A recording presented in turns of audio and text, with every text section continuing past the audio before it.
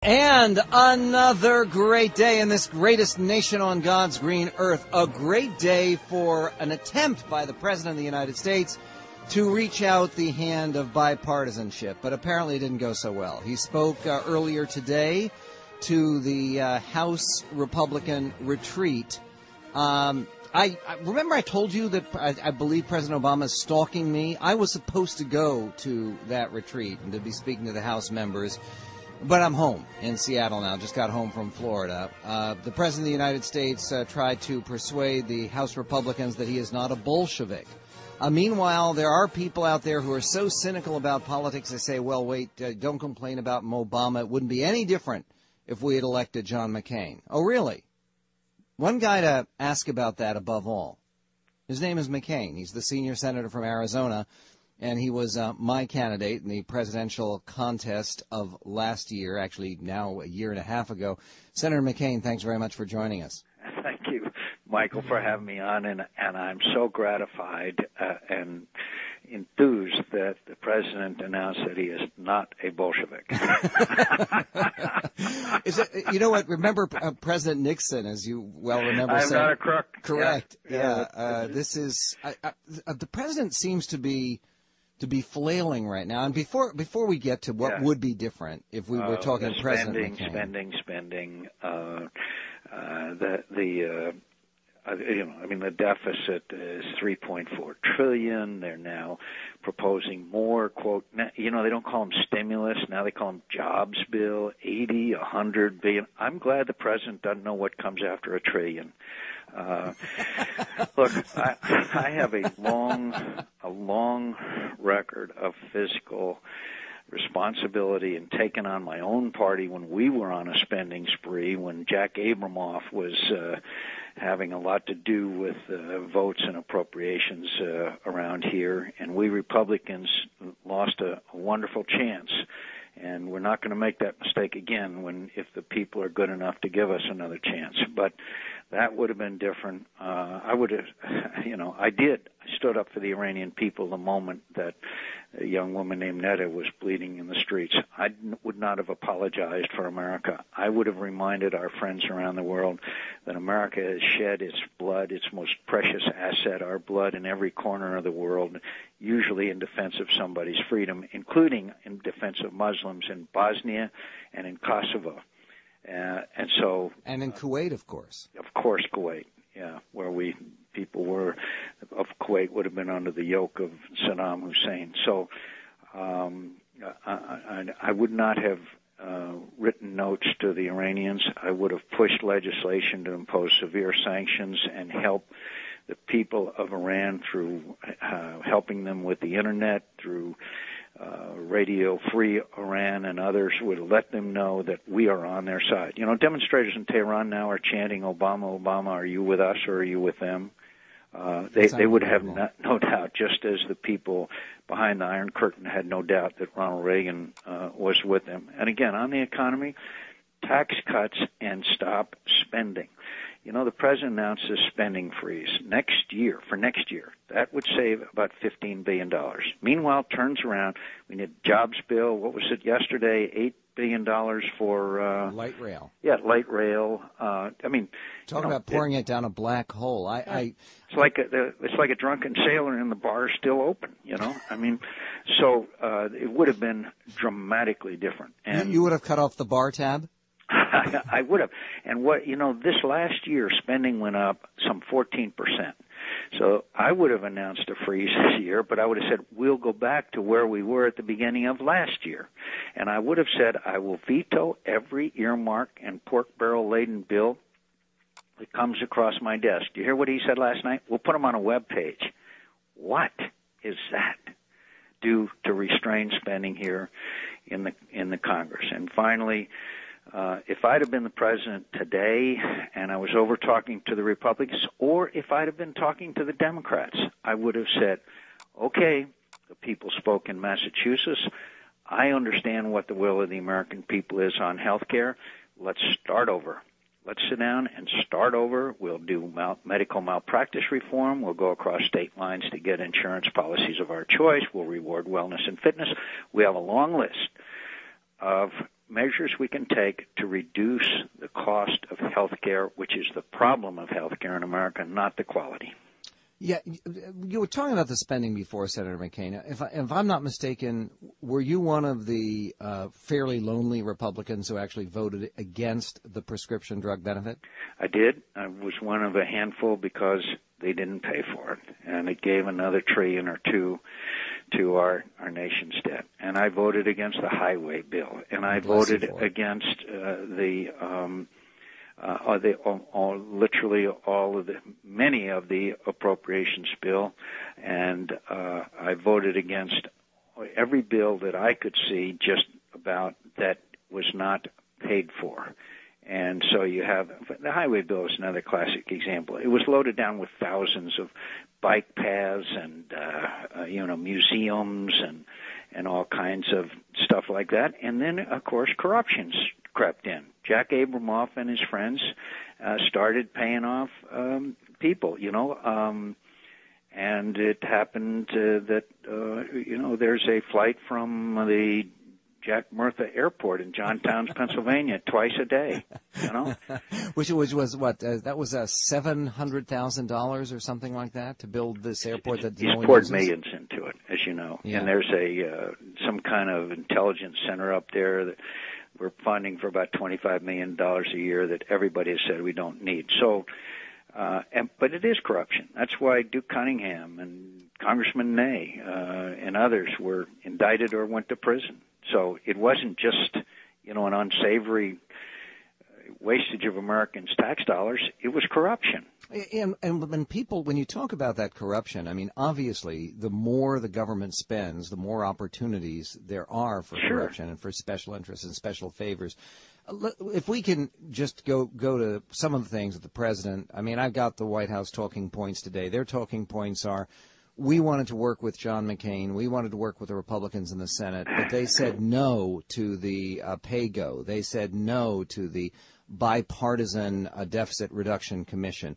Why did you vote no, along with all your Republican colleagues? First of all, on the PayGo, they exempted $1 trillion worth of spending from any PayGo. In other words, if it's veterans issues, then you can increase it, but you don't have to pay for it. I'm all for spending more for our veterans, but I want to pay for it, okay? So they exempted $1 trillion. So what does that do? That basically forces you to vote for a tax increase in order to pay for it. Not spending cuts, but tax increases. As far as the commission is concerned, the makeup of that commission would have been a majority of people that would have voted to, guess what, raise taxes. They probably would have also voted to cut spending. So what would have been the result? We would have gone ahead and raised taxes, but not cut spending, because one Congress cannot bind the next one, as you know. What I want is a spending commission. Is there anybody that believes that spending isn't out of control? If we have increased the, quote, discretionary spending by some 14%, overall spending by some 20% just since last year? Remember the old Grace Commission that they had under President Reagan? That's what we need. That's what we need is a spending commission. You see what I mean? And the worst thing we could do, in my view, is raise American people's taxes right now. Am I correct? You voted for a balanced budget amendment to the Constitution. I've been supportive of, and we're going to introduce again a balanced budget amendment. We got a line item veto through. It was declared unconstitutional. We're going back at the line item veto. Senator Evan Bayh and I have a long list of reforms if you really want to fix out-of-control spending. By the way, including making the budget resolution law, including a line item veto in a different form so that the president can veto bills, can veto parts of bills without having to veto the whole bill, including spending freezes that require us to reduce spending from 24% of gross domestic product to 18%, and we have to keep cutting spending until we have a balanced budget. There's a number of steps, and I'm glad that Senator Bayh of Indiana, a Democrat, we've joined together, and we'll continue to make those efforts. So bipartisanship, if there is a sincere desire to actually cut spending, I am struck by the fact that the president in his speech, and I guess there were some members of the Republican caucus who were actually laughing when he said, well, the freeze, don't worry, Democrats, it won't kick in until next year. You can't make it up and spend another $80 billion or $115 billion or whatever it is. Okay, for another so jobs bill. what specifically can we do next as citizens, and can some of our leaders in Congress like John McCAIN do coming up? We'll be continuing the conversation with Senator McCAIN coming right up. Michael Medved.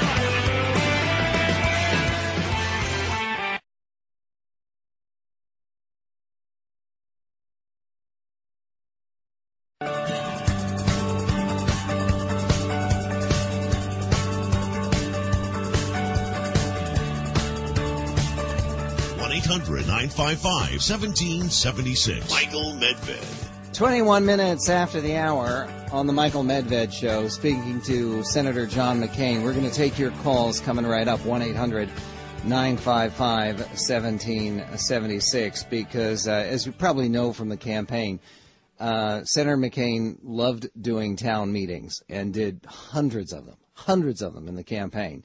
And some of the questions could be interesting, but Senator McCAIN, I wanted to, the President of the United States did a town meeting yesterday in Tampa, Florida, where I was, and this has gotten no coverage in the national press, but I think it really deserves it, because he was asked a question. The first question he got in Tampa yesterday was about the Middle East. It was a very hysterical, shrill question from a student who wanted the president to condemn the state of Israel, and the president delayed and hemmed him. Well, that's an important question. And then he made this profound comment. The Middle East is obviously an issue that has plagued the region for centuries. If you had said that, Senator, or if President Bush had said that, can you imagine the press attention? Well, my. What can I say? Probably better not to say anything. Probably not. But the point is that a serious mistake, and those people who follow the Israeli-Palestinian issue as you do, Michael, know that they started out demanding that the Israelis freeze all settlements as part of as a precondition for talks with the Palestinians and the Arab world. So immediately, Mahmoud Abbas, the Palestinian leader, said, "Yeah, is a precondition," which they didn't before. Well, that's right. They negotiated for 16 years without that precondition. And then the Secretary of State went to Israel and announced that we were reversing that requirement of a settlement freeze, and somehow expected the Palestinians then to reverse their demand for a settlement freeze. So you ended up with the worst of all worlds. I mean, it's remarkable. Well, it's why President Obama has an approval rating in the state of Israel, and they do pollings. It's in single digits, honest. And let's go, if we can, to Bill in Cleveland. You're on the Michael Medved Show with Senator John McCAIN. Hello, Bill. Hi, Michael. Hi, Senator McCain. I had a suggestion for you, Senator McCain, about how you might save the American people more money with more than just a line item veto. I've talked with my friends about this for years now, but have you ever considered maybe proposing a constitutional amendment that requires all bills all items in bills to be germane to the single topic that a bill has to contain a single topic. No Christmas tree bills, as they say, right? Is that? Yeah, one of the problems, Bill, is that we always, quote, waive those requirements. We've got some of those requirements in law that they can't exceed, certain amounts, and they can't be outside of the authorizing vehicle, et cetera. And so what they do is they stand up and they say, I move we waive provisions such and such of the Budget Act. That's why, Bill, and I hope you stay on the line, that perhaps the only answer is a constitutional amendment that requires a balanced budget. Now, I'm the last person to believe that we should tamper with the Constitution of the United States. and you should only amend it on the most extreme situation. But this generational theft we have committed, I think perhaps a balanced budget amendment of the Constitution is urgently called for. What do you think of that aspect, Bill? He's gone right now, but sorry. I would bet you that, like most other Americans who are just fed up with the out-of-control spending, the answer would be yes. Let's go to Liz in Cleveland. Liz, you're on the Michael Medved Show with Senator McCAIN. Hi, Liz. Thank you, Senator McCAIN, and thank you, Michael. I have a question. It seems to me that you're talking about cutting the budget in the United States government so we can pay for more things, but why don't we create more income through the private sector, creating more jobs rather than government jobs, private sector jobs that are actually funding all the spending that we're doing right now? Liz, stay on a second. Don't you think one of the best ways to do that is to reduce the regulations and have tax cuts, particularly for small businesses, so they can have more wherewithal rather than mandating that they provide health care for their employees? My husband and I own a small business. We're raising 5 kids. I absolutely agree with that. Oh. We would hire another employee if we had more money to do so. The president the other night at the State of the Union, Senator, didn't he say that he favored that kind of tax cut? Yes, and I agree with him, and we ought to get at it right away. But I do not believe that Liz and her husband and their 5 children should be saddled with a absolute requirement that they either pay a fine or provide health insurance for their employees. What we should do is make health insurance affordable and available for Liz and her husband and her children and her 5 employees, and that's the answer to it rather than the mandate. And so, Liz, I just want to say thanks for all you do. You're the engine of our economy, and God bless you and your husband and your 5 children. Amen to that. Let's go to TR in Philadelphia. You're on the Michael Medved Show with Senator John McCAIN. Thank you for taking my call. I have 2 questions. Number one, insurance companies have the most money in this country. When are people going to start balancing that imbalance? Insurance companies they produce nothing. They just make money off of people. When is somebody, and the other question is... TR, could I answer that one real quick, and then we'll move to the second one? I think one of the best ways to do it is have more competition. By the way, I think we need a patient's bill of rights with the insurance companies. But second of all, why not allow people to shop across state lines for the insurance company that suits them best? Insurance rates are much lower in my home state of Arizona than they are in New Jersey, and I think the people in New Jersey ought to be able to buy a policy in my home state. And don't you think also we should have small businesses like Liz's and her husband's to be able to pool their assets and negotiate with the insurance companies for better rates? That's just a couple. Go ahead, TR, with your second question. In response to your first one, first of all, insurance companies are multinational. They cross everything. But my second question is that why did the Republicans sit on their hands when the president was talking about the banks giving back the money to the taxpayers? And don't you think that Joe Biden made a better vice president in 1 year than your choice? Thanks, DR.